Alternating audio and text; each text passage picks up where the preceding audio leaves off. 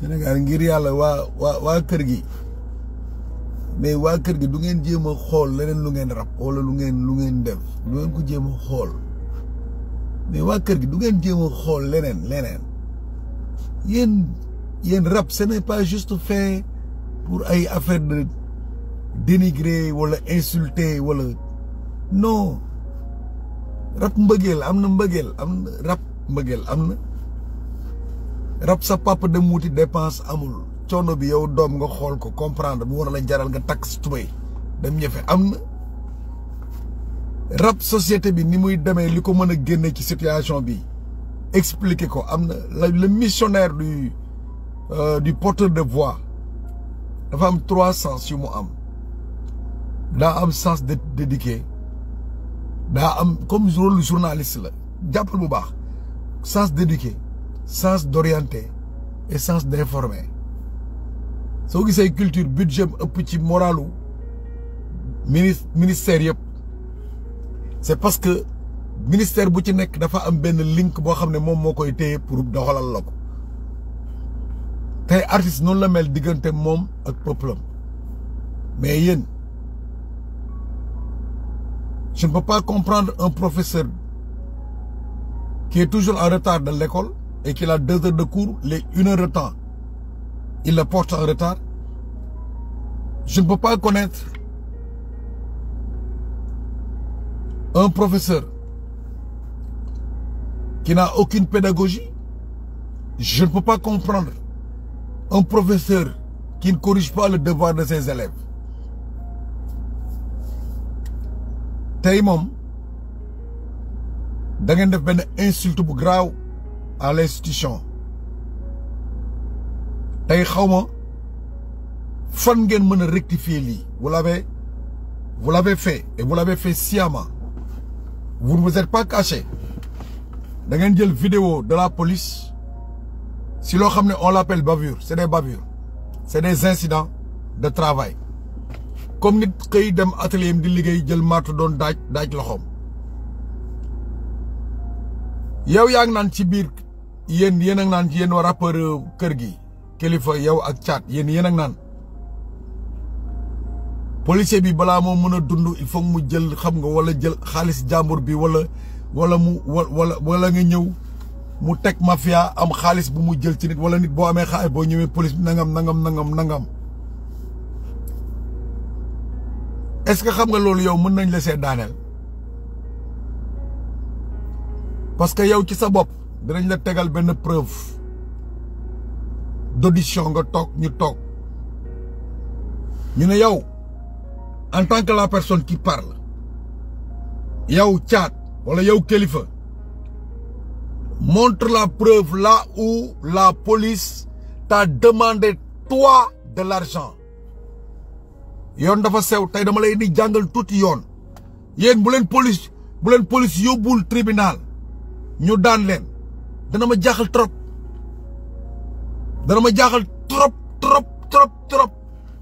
vous avez montré des images que vous n'avez pas le droit de publier même si quelqu'un l'avait publié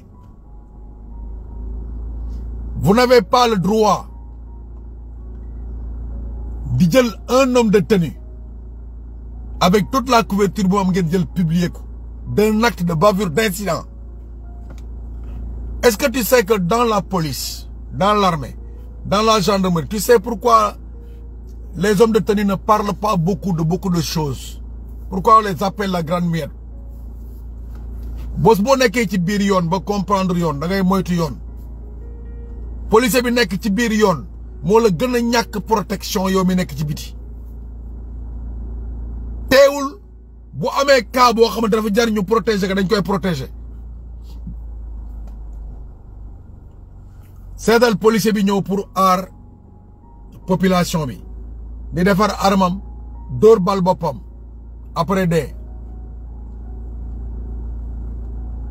après ci biir police rapport bi di génn ñu def incident xooluñu ndax am na salaire fay ko nag wala fay ko ñu xooluñu ndax arme biñ koy jox vérifier ndax am na bal wala amul moom vérifier na ko wala vérifier wu ko xamuñu ndax magasinier bi kiy joxe arme yi moko jox arme tay ko def fa bal piège xoluñu ko xamul luñ koy bindal incident de service ou incident de manipulation d'armes. Après mom mu ñak bakkanam. Et pourtant il était prêt pour aller gérer la sécurité du peuple. Ñu jël ko tëj ko. Commissora ma sœur ma lay nuyu. Yooyu yëpp xamone day dal policier. Policier day dem ba teud ak jabaram. Mu wóor ko ne dafa wara ñam jabaram. Ñu woo ko. Da ko viens. Mu bàyyi loolu daw ñëw. Wuy si ñu ray ko fa. Policier day ñëw dawal auto. Mbëkk nit ñu jàpp ko tëj ko sumi ko te fekk sax police boo ko jox auto ba mécaniquement daa am ay problème de frein ñu jàpp ko tëj ko. Y a jamais de police dans ce monde qui n'a jamais eu de bavure. Y en a pas. Y a jamais une police, pas de banditisme dans ce pays. Mais celui qui ose attaquer à la police, verbalement et matériellement, et plus d'attaques inédites. Moi, madame, nga def ben attaque bo xamné, tu fais la leçon d'une autre menace à d'autres personnes dans la mentalité morale ou physique. Ñu am sañ-sañu tuba saga policier. Parce que tay yow li nga def, c'est encourager une personne qui n'a plus de courage mu taxaw jàkkaarloog police am courage saaga ko. Mais il y a combien de cas de problèmes qui se sont eus dans ce pays? Police defar ko téye ko moo ëpp fuuf ay baburam. Mais yéen kër gi. Mais yéen qu'est-ce qui vous prend? Yéen est-ce que am ngeen benn conseil juridique?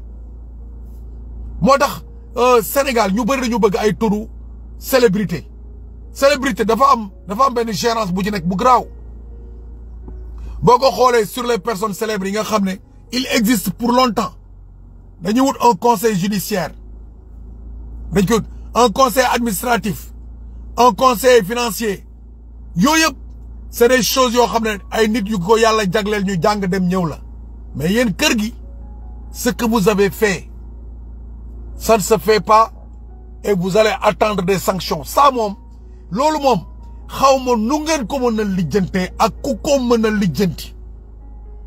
Police am na sax droit ñëw ngay tux yamba pour mu xam ndax da ngay tux yamba mu ñëw ba sawet takk yamba tux ko ak yow pour mun a xam yow yamba bi fan la jóge. Te yow boo ko fekkee ak yamba bi nga filmer ko moom mën na taxaw ne j'étais en instruction d'enquête.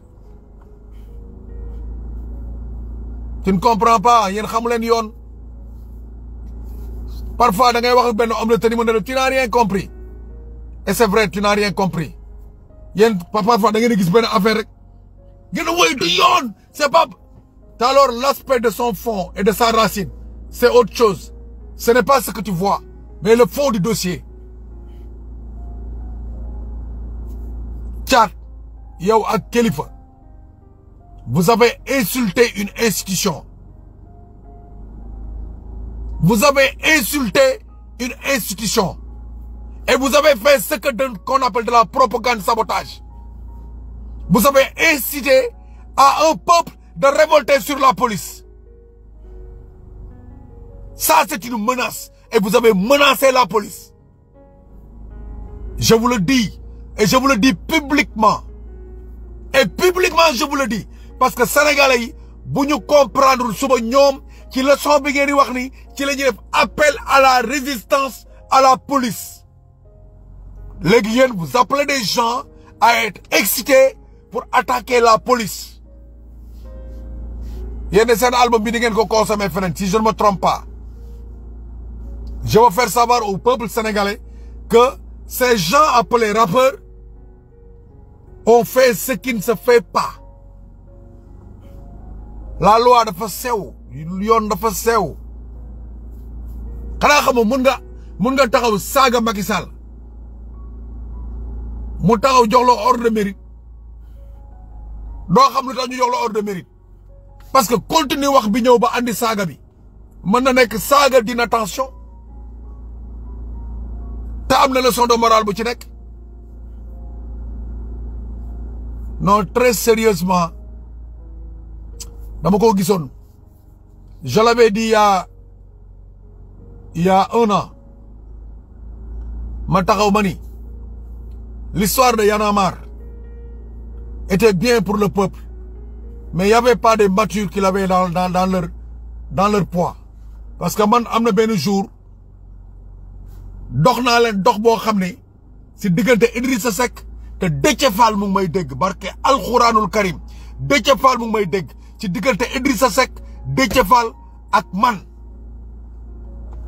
présidentielle yi passé bi Idi di jël 2e candidature présidentielle Douta Seck ngeen organisé ñëw naa ba foofu ngeen ñëwoon pour jéem a casser Idrissa Seck ngeen jéem koo casser loolu ngeen bëggoon da ngeen bëggoon Ousmane Sonko tase fa ak Idrissa Seck Ousmane Sonko briser Idrissa Seck j'étais la personne à m'informer de la situation et des faits pour rendre compte de Déthié Fall ak may dégg su ne damay fen na génn damay fen je l'ai appelé ma ne ko Déthié Idrissa Seck bu mu teg tànkam fii mu ne ma ah bon ma ne ko bu mu fi teg tànkam mu ne ma est-ce que c'est sûr ma ne ko je ne t'ai jamais dit ce qui n'est pas vrai bu mu fi teg tànkam et vous étiez là en dents et avec toutes vos armes pour attendre Idrissa Seck mu ñëw ngeen sauver ko ci kanam Ousmane Sonko yuuxoo ko wala def ko loo xam ni pour réduire à sa simple personnalité yéen mun ngeen ñëw tey juddu tey démb tey ngeen war a mën a ñëw am information bu ponkali dul am demandez à Déthié Fall jour boobu gis ngeen ma gis naa leen gis naa li ngeen doon def je vous ai vu moi c'est mauvais nga nekk Sénégal ne artiste nga au lieu mu am loo xam ne moom ngay jël comme leçon de morale sociale être en intermédiaire avec le peuple et le pouvoir pour andi benn association l'artiste est un mélangeur de bon et de gré comité des religions comité des esprits des sens des peuples des races loolu mooy rôle artiste mais vous avez insulté une institution et c'est grave très grave je dis cette vidéo bii ngeen publier maa ko gis ci page u Momo Cissé journaliste le grand journaliste là man maa gis ngeen publier ko foofu dafa def annonce bi démb ma xool ko ma xaar ko mu génne ko ma jël vidéo bi je vous ai vu j'ai vu la vidéo vous avez insulté la police nationale sénégalaise ñun dañoo def 17 ans lañ def armée nekk caporal chef ñefe suñuy galon jàng xam kenn duñu yàpp kenn mosuñoo yàpp bu ñu toogee ci biti bu ñu gisee benn militaire bu am problème ci biir wala ci biti ak fu mën a doon ñun dañuy am sañ-sañu taxaw ne lii du yoon ci kawam man je suis le frère à Thiendella Ndiaye bi ñu doon wax ci problème mu Balla Gaye moi je suis de Koutal je suis un petit-fils de Abdou Ndiaye borom dëkk Koutal un fils de Waljojo Ndiaye un fils de Begandour man magu Thiendella Ndiaye la magu Pape Saliou Ndaw la policier bi ñu arrêté woon ci événement yi te ñoom ñëpp dañoo servir police doxal police et pourtant y a des incidents yoo xam ne bu amee sax dans le contenu de la police pour calmer le peuple on choisit une personne à sacrifier ko tëj ko et pourtant soo ko xoolee degré de morale sociale et tout yow tout ce que engraine la police toutes les souffrances que subit la police tout ce qui est mal et mauvais que la police accepte pour gérer la sécurité de ce pays yow tu essaies de faire la mauvaise propagande d'intimidation, de sabotage à notre sûreté nationale. Vous méritez la prison à vie. Je vous le jure. Si j'étais le procureur de ce pays-là, je vais vous mettre en prison à vie.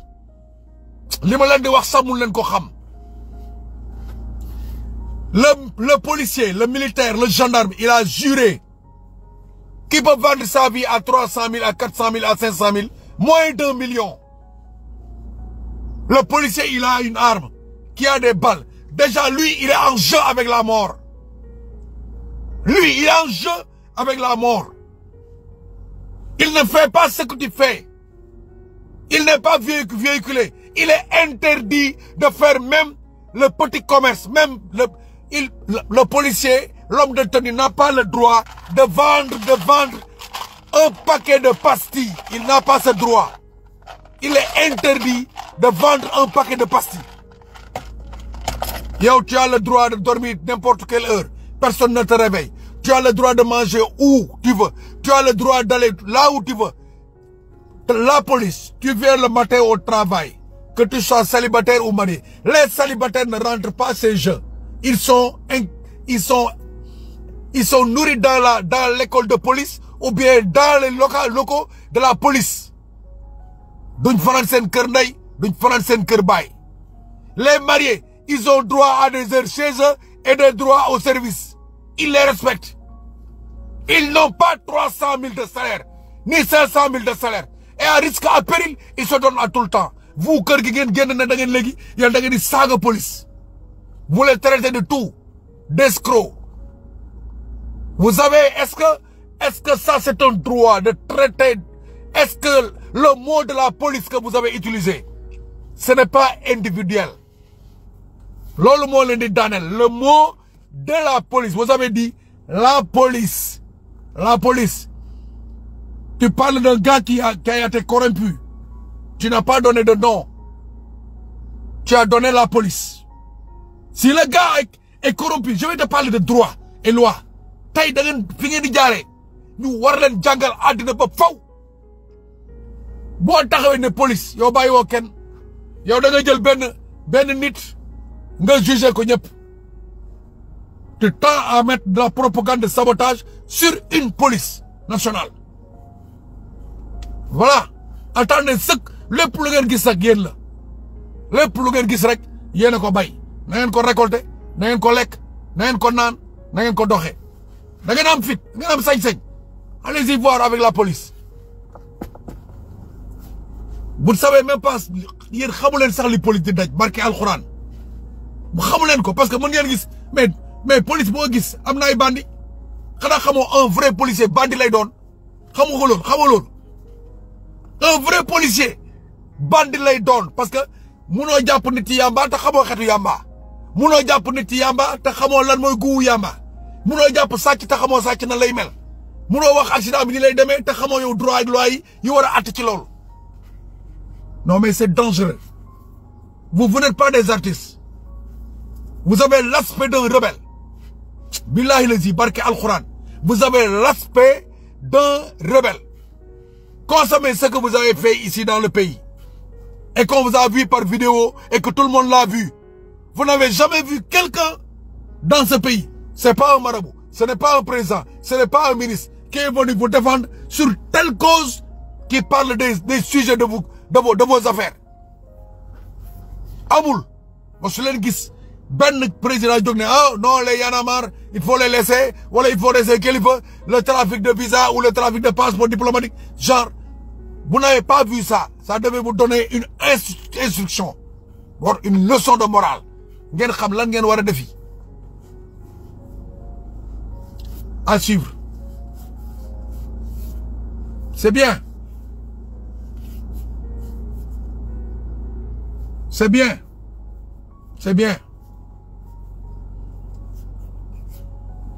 on verra là à suivre.